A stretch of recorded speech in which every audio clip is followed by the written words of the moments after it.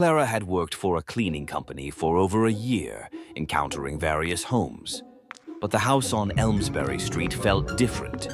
Her supervisor's odd hesitation before giving her the address was unsettling. The house, nestled between well-kept properties, was grimy and overgrown. As she approached, an unexplainable dread weighed on her. The door creaked open on its own, inviting her inside. Clara hesitated but stepped in, unaware of what awaited her.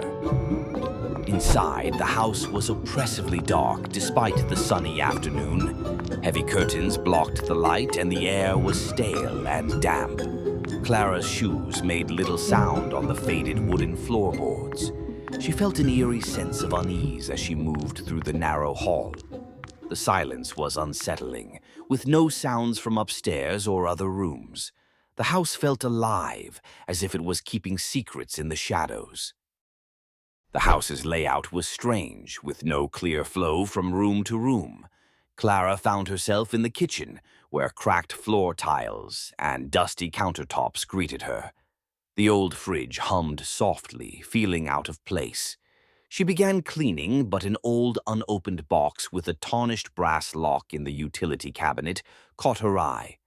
Touching it made the hairs on her neck stand on end. She quickly withdrew her hand.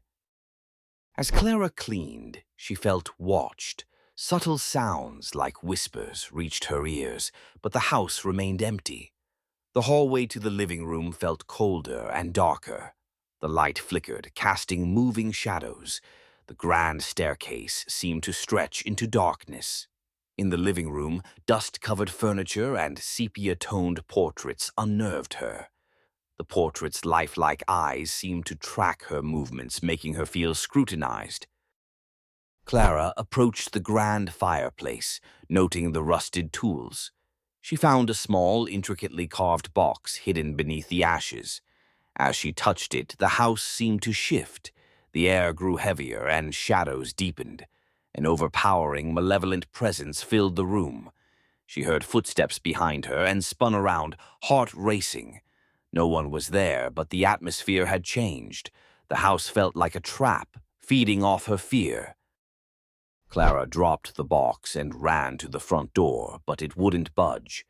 The house's dark silence pressed in. The lights flickered violently before dying out, plunging her into darkness.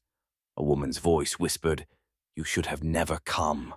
The house hummed with life. A tall, thin figure emerged from the shadows, a woman with hollow eyes and a crooked smile. Clara's instincts screamed to run, but her legs were frozen. The front door suddenly opened and Clara ran. The figure remained unmoving, watching with cold eyes. She bolted down the steps and into the street, the door slamming behind her. She didn't stop running until she reached her car. As she drove away, the house's windows lit with faint candlelight, shadows shifting within. Clara never returned. The house wasn't just a building, it was a curse, claiming anyone who entered.